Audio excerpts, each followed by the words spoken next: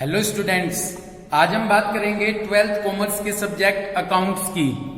और आप सभी को पता है कि इसमें हमारा जो चैप्टर चल रहा है वो है कैश फ्लो स्टेटमेंट। तो आज हम बात करेंगे कैश फ्लो स्टेटमेंट चैप्टर के क्वेश्चन नंबर 32 की।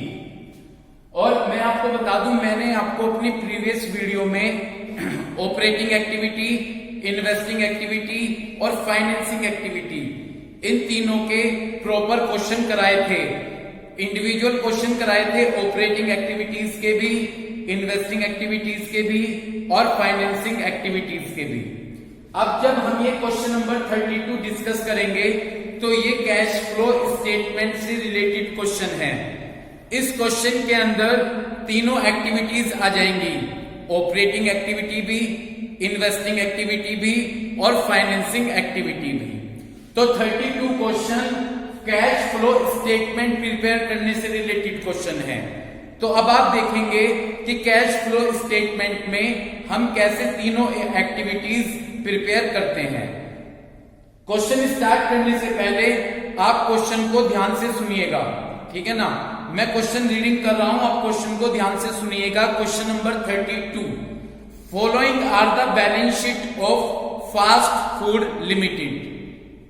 फास्ट फूड लिमिटेड की बैलेंस शीट दी गई है। एक यहां पर प्रीवियस ईयर है 2017 और एक यहां पर करंट ईयर है 2018।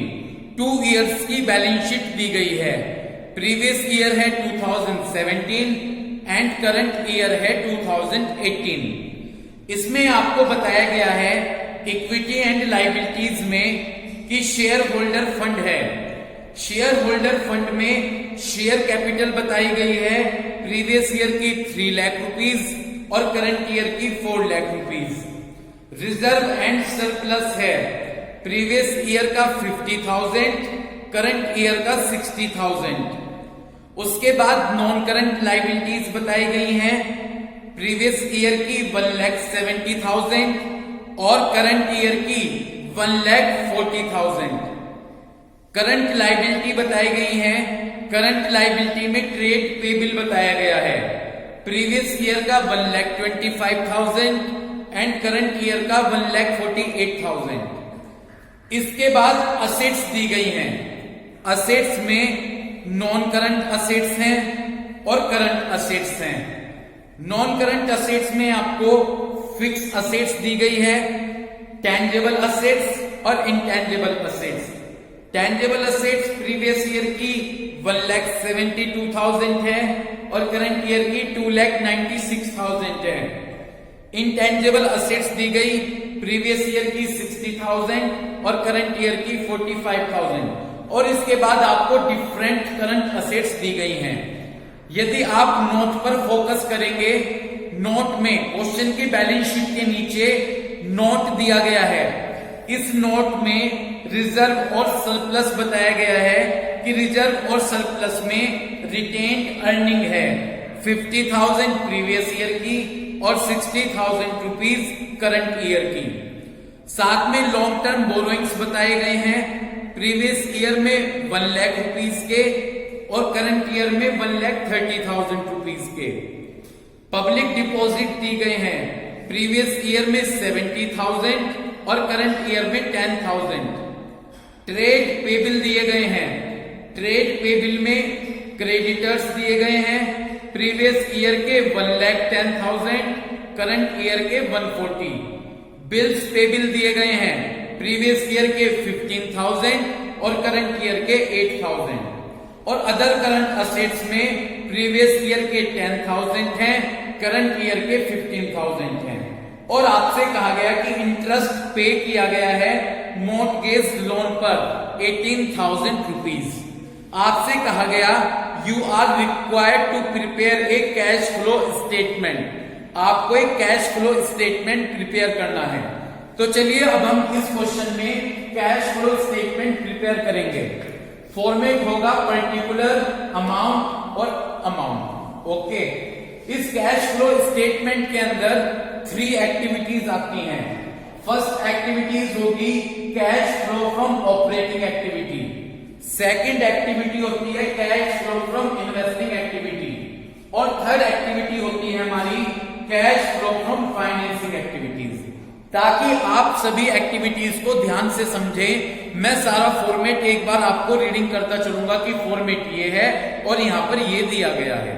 यदि मैं बात करूं ऑपरेटिंग एक्टिविटीज की, ऑपरेटिंग एक्टिविटीज की स्टार्टिंग होती है नेट प्रॉफिट बिफोर टैक्स से। तो ऑपरेटिंग एक्टिविटीज की शुरुआत होगी नेट प्रॉफिट बिफोर टैक्स से। क्वेश्चन में दिया गया होगा, ठीक है, नहीं मैंने कैलकुलेट करने का मेथड बताया हुआ है, उस मेथड को यूज कर लेंगे। ओके, उसके बाद हम adjustment of non cash and non operating items लिखते हैं। इसमें कुछ आइटम ऐड करेंगे, कुछ आइटम माइनस करेंगे। ओके, चलिए मैं बताता चलूंगा, पहले हम लिख ही लेते हैं। सबसे पहले हमने लिख लिया कैश, क्योंकि कैश फ्लो स्टेटमेंट बनाना है तो इस क्वेश्चन में तीनों एक्टिविटीज आएंगी। पहली एक्टिविटी स्टार्ट करते हैं cash flow from operating activities. जब हम cash flow from operating activities start करेंगे तो सबसे पहले हमें नेट प्रॉफिट बिफोर टैक्स देखना है कि क्वेश्चन में नेट प्रॉफिट बिफोर टैक्स दिया गया है क्या। यदि क्वेश्चन में नेट प्रॉफिट बिफोर टैक्स दिया गया है तो कोई बात नहीं है, और नहीं दिया गया है तो कैलकुलेट करेंगे। ठीक है, यदि मैं क्वेश्चन चेक करूं, क्वेश्चन में नेट प्रॉफिट बिफोर टैक्स नहीं दिया गया है, तो अब हमें कैसे लेना है। यदि जब हम फुल क्वेश्चन कर रहे हैं कैश फ्लो स्टेटमेंट का, तो यदि नेट प्रॉफिट बिफोर टैक्स नहीं दिया है तो आपको रिजर्व और सरप्लस पर जाना है।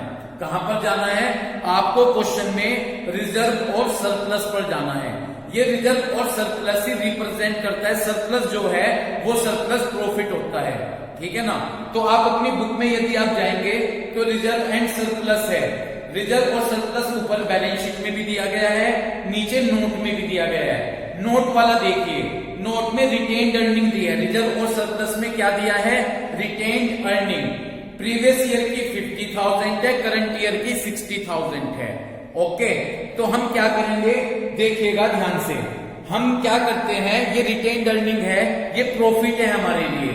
इसमें से करंट ईयर में से प्रीवियस ईयर वाला माइनस कर दीजिए।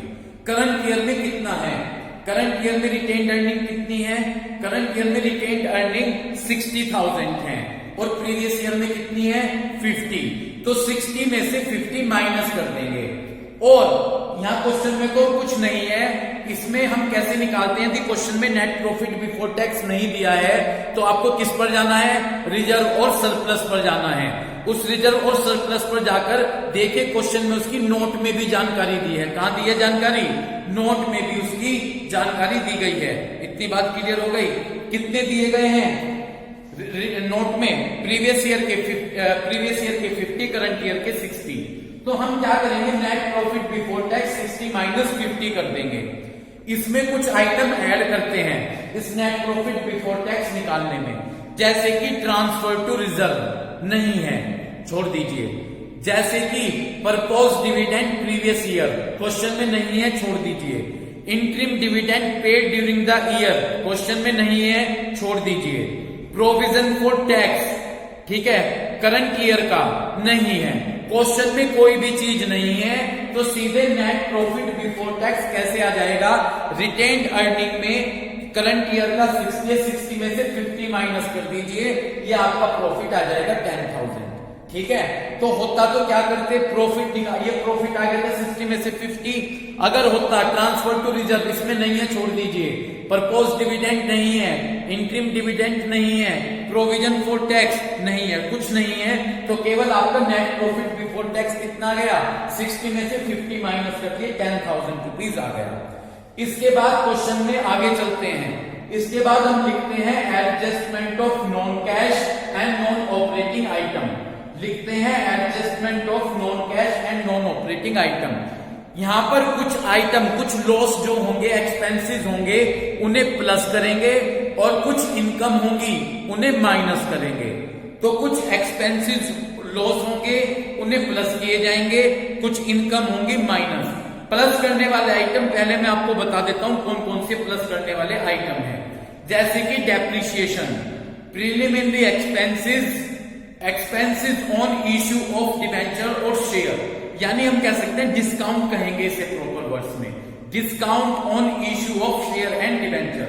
तो मैंने बताया depreciation, preliminary expenses, discount on issue of shares and debentures, goodwill, copyright और पेटेंट पर एमोर्टाइजेशन। एमोर्टाइजेशन का मतलब डेप्रिसिएशन। यदि गुडविल, कॉपीराइट और ट्रेडमार्क पर डेप्रिसिएशन लगेगा तो उसे हम एमोर्टाइजेशन बोलते हैं। गुडविल, कॉपीराइट और पेटेंट पर amortisation, interest on long term borrowing and short term borrowing, interest on bank overdraft, loss on sale of fixed assets, ठीक है जी, और increase in provision for doubtful debts. अगर इनमें से कोई भी आइटम आए उसे प्लस कर दीजिए। तो हम adjustment of non cash and non operating item में कुछ आइटम प्लस करेंगे। मैंने बताया सारे नाम लेकर कौन से आइटम प्लस करते हैं। यदि मैं क्वेश्चन में देखूं तो क्वेश्चन में एक तो इंटरेस्ट पे दिया गया है, उसे मैं ऐड कर लेता हूं। Interest paid on mortgage loan दिया है तो ये प्लस करने वाला आइटम है, प्लस कर दिया। Interest paid 18,000 rupees. दूसरा क्वेश्चन में यदि आप नॉन करंट असेट्स पर जाएं, अपने क्वेश्चन में नॉन करंट असेट्स पर जाएं तो नॉन करंट असेट्स में इंटेंजिबल असेट्स है। इंटेंजिबल असेट्स आपकी प्रीवियस ईयर की 60,000 है और करंट ईयर की 45,000 है। यदि आप अपने इंटेंजिबल असेट्स को देखें, इंटेंजिबल असेट्स प्रीवियस ईयर के 60,000 हैं, करंट ईयर के 45,000 हैं, तो हमारी इंटेंजिबल असेट्स कम हो गई। इसका मतलब है इंटेंजिबल असेट्स रिटन ऑफ। इसका मतलब क्या है? Intangible assets written off. Intangible assets जैसे कि गुडविल, कॉपीराइट और पेटेंट्स, तो ये कम हो गए। प्रीवियस ईयर में 60 है, करंट ईयर में 45 है, तो ये कम हो गए। कम हो गए तो लिख दीजिए intangible assets written off 15,000 rupees. Okay, यहां पर और कोई ऐड करने वाला आइटम नहीं है, केवल दो ही आइटम थे। इंटरेस्ट पेड 18,000 रुपीज और इंटेंजिबल असेट्स कम हो रही हैं। प्रीवियस ईयर में 60 है, करंट ईयर में 45 है, कम हो गए, तो उसे आप क्या कर दीजिए? Intangible assets written off 15,000 rupees. यहां ऐड करने वाला और कोई आइटम नहीं है। टोटल कर दीजिए 10,000, 18,000 और 15,000, तीनों को प्लस करेंगे 43,000 रुपीज आ गए। ठीक, कुछ आइटम तो ऐड कर दिए, कुछ आइटम लेस करते हैं। लेस में 3 आइटम पर फोकस करना बताया था। IDR रिसीव, I माने इन्वेस्टमेंट, D माने डिविडेंड, R माने रेंट। IDR रिसीव, यदि ये तीनों चीज रिसीव करेंगे तो उन्हें माइनस करेंगे। क्वेश्चन में तीनों चीज नहीं दी गई हैं, छोड़ दीजिए। दूसरा लेस करने वाला आइटम है profit on sale of fixed assets, नहीं दिया है, छोड़ दीजिए। तीसरा लेस करने वाला आइटम है decrease in provision for doubtful debts, नहीं है, छोड़ दीजिए। मैंने क्या बताया? IDR रिसीव, ठीक है ना, profit on sale of fixed assets और decrease in provision for doubtful debts, तीनों नहीं है तो माइनस कुछ भी नहीं होगा। तो ये हमारा जो बचेगा 43,000, वो बचा operating profit before working capital change. क्या बचा? Operating profit before working capital change. इसके बाद अकॉर्डिंग टू फॉर्मेट, फॉर्मेट के अकॉर्डिंग क्या करेंगे? प्लस कर देंगे डिक्रीजिंग करंट असेट्स और इंक्रीजिंग करंट लायबिलिटीज। जितनी करंट असेट्स डिक्रीज हैं उन्हें प्लस कर दीजिए और जितनी करंट लायबिलिटीज इंक्रीज हैं उन्हें प्लस कर दीजिए। तो फॉर्मेट के अकॉर्डिंग हम किस तरह से करेंगे? डिक्रीजिंग करंट असेट्स और इंक्रीजिंग करंट लायबिलिटीज प्लस कर दीजिएगा और वाइस वर्सा। वाइस वर्सा में क्या करेंगे आप? डिक्रीज की जगह इंक्रीज आ जाएगा, माइनस कर दीजिए इंक्रीज इन करंट असेट्स और डिक्रीज इन करंट लायबिलिटीज। इस तरह से मैंने आपको बताया जो करंट असेट्स होंगी, करंट असेट्स को तो क्या कर दीजिए? करंट असेट्स को तो डिक्रीज कर दीजिए।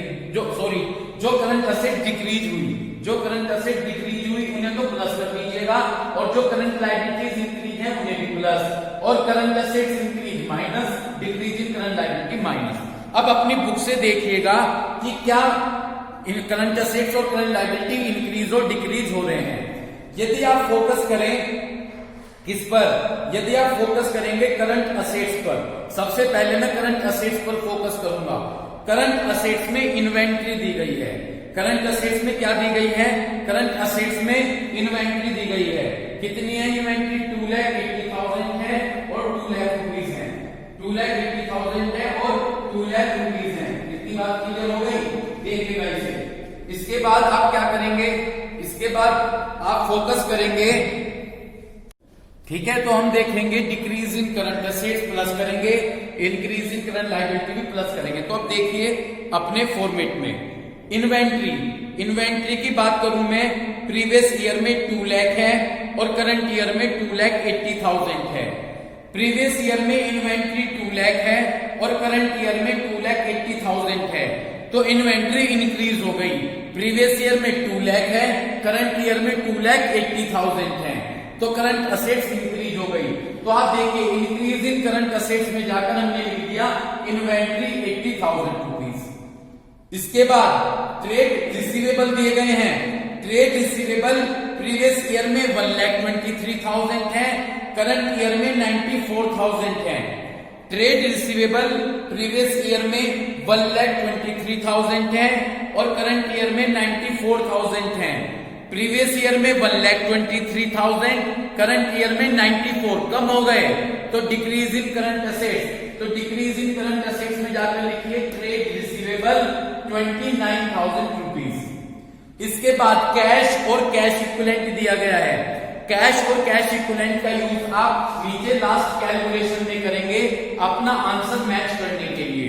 तो कैश और कैश इक्विवेलेंट को छोड़ दीजिए। अदर करंट असेट्स, यदि आप अदर करंट असेट्स पर फोकस करें तो नीचे नोट में अदर 4th नंबर है, नोट्स में 4th नंबर है other current assets. Previous year में 10,000 है, करंट ईयर में 15,000 है। प्रीपेड इंश्योरेंस आपके लिए करंट असेट्स है। प्रीवियस ईयर में 10 है, करंट ईयर में 15 है, इंक्रीज हो गई, करंट असेट्स इंक्रीज हो गई, तो इंक्रीज इन करंट असेट्स में लिखिएगा प्रीपेड इंश्योरेंस 5,000 रुपीज। इस तरह से आपकी करंट असेट्स फिनिश हुई। करंट लायबिलिटीज पर मूव करते हैं। करंट लायबिलिटीज में ट्रेड पेबल दे रखा है। क्या दे रखा है? ट्रेड पेबल दे रखा है। यदि आप नोट में जाएं, किसमें जाएं? Note number 3। नोट नंबर 3 में ट्रेड पेबल के अंदर 2 आइटम्स दिए गए हैं, क्रेडिटर्स और bills payable. Creditors previous year में 1,10,000 है, करंट ईयर में 1,40,000 है। क्रेडिटर्स प्रीवियस ईयर में 1,10,000 है, करंट ईयर में 1,40,000 है, तो क्रेडिटर्स इंक्रीज हो गए, लायबिलिटी इंक्रीज हो गई। तो इंक्रीज इन लायबिलिटी में जाकर सन्ड्री क्रेडिटर्स लिख दीजिए 30,000 रुपीज। इसके बाद बिल्स पेबल, करंट लायबिलिटीज है, प्रीवियस ईयर में 15 है, करंट ईयर में 8 है। प्रीवियस ईयर में 15, करंट ईयर में 8, तो हमारे बिल्स पेबल कम हो गए, डिक्रीज इन बिल्स पेबल, यानी करंट लायबिलिटीज कम हो गई, तो डिक्रीज इन करंट लायबिलिटी में जाकर बिल्स पेबल लिख लिया हमने 7,000 रुपीज। इस तरह से हमने अपनी करंट असेट्स और करंट लायबिलिटीज को लिख लिया कि कौन सी करंट असेट्स डिक्रीज हुई, कौन सी करंट असेट्स इंक्रीज हुई, कौन सी करंट लायबिलिटीज इंक्रीज है, डिक्रीज है, सब लिख लिया हमने इस तरह से। अब हमें क्या करना है, यहां पर हमें ये दोनों प्लस हैं, इनका टोटल कर लीजिए 29,000 और 30,000। 29,000 और 30,000 का जब प्लस आपने प्लस करेंगे तो ये 59,000 आ जाएंगे। ओके, 43,000 में 59,000 प्लस कर दीजिए तो 1,02,000 आ गए। 43,000 में ये जो 29 और 13 का टोटल किया, 59 ऐड कर दीजिए, 1,02,000 आ गए। इसके बाद क्या कीजिएगा, इसमें से ये जो माइनस करने वाले आइटम है माइनस कर दीजिए, 80,000, 5,000 और 7,000, इनका टोटल 92,000 आ गया। 1,02,000 से 92,000 गए, 10,000 रुपीज बचे। यही हमारा आंसर है कैश फ्रॉम ऑपरेटिंग एक्टिविटीज का। यही हमारा आंसर है cash from operating activities 10,000 rupees. इसको आपने इधर भी लिख लिया लास्ट वाले कॉलम में 10,000 रुपीज। अब हम कौन सी एक्टिविटी पर मूव करेंगे? Second, cash flow from investing activities. Cash flow from investing activities के यदि मैं फॉर्मेट की बात करूं तो यहां पर 3 चीजों पर फोकस करना है, tangible fix assets, intangible fix assets और नॉन करंट इन्वेस्टमेंट। यदि मैं इन्वेस्टिंग एक्टिविटी की बात करूं तो इसमें हमें 3 आइटम पर फोकस करना है, tangible fix assets, intangible fix assets और नॉन करंट इन्वेस्टमेंट। ये तीनों चीज परचेस भी की जाएंगी और तीनों सोल्ड भी की जाएंगी। कौन कौन से बताए मैंने आपको? Tangible fix assets. Tangible fix assets का मतलब जैसे कि प्लांट और मशीन, बिल्डिंग, लैंड, ये हमारा टेंजेबल फिक्स असेट्स है। इनटेंजेबल फिक्स असेट्स जैसे कि गुडविल, कॉपीराइट, पेटेंट्स वगैरह, ये इनटेंजेबल है। तो tangible fix assets, intangible fix assets और नॉन करंट इन्वेस्टमेंट को परचेस भी करोगे और सोल्ड भी करोगे। और इसके अलावा IDR रिसीव, आई माने इंटरेस्ट, डी माने डिविडेंड और आर माने रेंट रिसीव, अगर वो क्या है उसे भी कंसीडर करोगे। तो tangible fix assets, intangible fix assets, non current investment purchase भी होंगे और सोल्ड भी होंगे। परचेस करोगे तो इनकी अमाउंट ब्रैकेट में लिखिएगा क्योंकि आपके पास से पैसा जाएगा, और यदि सोल्ड करोगे तो पैसा आएगा विदाउट ब्रैकेट लिखोगे, और IDR रिसीव पर फोकस करना है। यदि मैं क्वेश्चन चेक करूं, क्वेश्चन नंबर 32, तो इसमें केवल एक ही आइटम दिया गया है इन्वेस्टिंग एक्टिविटी से रिलेटेड, वो है tangible assets. Tangible assets previous year में 1,72,000 है और करंट ईयर में 2,96,000 है। टेंजेबल असेट्स प्रीवियस ईयर में 1,72,000 है, करंट ईयर में 2,96,000 है।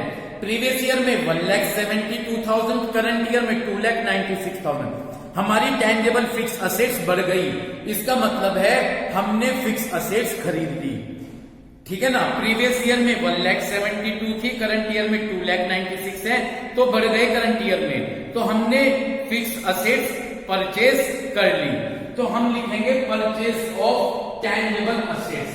लिखा परचेस ऑफ टेंजेबल असेट्स, 2,96,000 से 172 माइनस कर दीजिए तो 1,24,000 आएंगे। ये आपने टेंजेबल असेट्स परचेस कर ली। परचेस करोगे तो पैसा जाएगा, अमाउंट ब्रैकेट में लिखिए 1,24,000 rupees. Okay, tangible assets previous year में 1,72,000 थी, करंट ईयर में 2,96,000 है, तो आपने परचेस कर ली tangible assets. Purchase of tangible assets bracket में 1,24,000 रुपीज। इसके बाद अब आप क्या कीजिए, और कोई नहीं है, टोटल लगा दीजिए, माइनस से बच गए 1,24,000 रुपीज। इस आंसर को सेकंड कॉलम में भी लिख दीजिए 1,24,000, क्योंकि माइनस में है तो लिखेंगे cash use in investing activity. Plus के होते तो लिखा जाता कैश फ्रॉम इन्वेस्टिंग एक्टिविटी, क्योंकि माइनस से बचे हैं तो लिखेंगे cash use in investing activity. अब हम मूव करते हैं अपनी थर्ड एक्टिविटी पर, cash flow from investing activities, financing activity. हम थर्ड एक्टिविटी पर जाएंगे, cash flow from financing activities. Financing activities में मैंने आपको 5-6 चीजें बताई थी फॉर्मेट के अकॉर्डिंग। जैसे मैंने आपको बताया था कि शेयर इश्यू करेंगे। सपोज प्रीवियस ईयर में 5 लाख रुपीज के शेयर है और करंट ईयर में 8 लाख रुपए के शेयर है, तो कहेंगे कि शेयर इश्यू कर दिए गए 3 लाख रुपीज से। प्रीवियस ईयर में 5 लाख रुपीज के शेयर थे, इस साल 8 लाख रुपीज के शेयर हैं, तो हम कहेंगे कि कंपनी ने शेयर इश्यू कर दिए। लेकिन वाइस वर्सा, यदि प्रीवियस ईयर में कंपनी के पास 8 लाख रुपीज के शेयर है और इस साल कंपनी के पास 5 लाख के हैं, तो कंपनी ने उनका पेमेंट कर दिया, ये मानकर चलेंगे। इतनी बात क्लियर हो गई। इसके अलावा आपको डिबेंचर के लिए भी ऐसा ही देखना है। ये देखना है बैंक ड्राफ्ट इंक्रीज हुआ है, बैंक ओवरड्राफ्ट डिक्रीज हुआ है, कोई भी डिविडेंड पेड दे रखा हो, इंटरेस्ट पेड दे रखा हो, वो सभी आप लेके चलेंगे। फॉर्मेट के लिए आप मेरी प्रीवियस वीडियो को रेफर कर सकते हैं। मैं तो इस क्वेश्चन में केवल आपको ये बताऊंगा कि कौन सी हमारी फाइनेंसिंग एक्टिविटीज यहाँ पर हैं। सबसे पहले आप शेयर कैपिटल पर जाएंगे। जब हम फाइनेंसिंग एक्टिविटी स्टार्ट करेंगे तो हम शेयर कैपिटल पर जाएंगे। यदि आप शेयर कैपिटल देखें, प्रीवियस ईयर की 3 लाख है और करंट ईयर की 4 लाख है।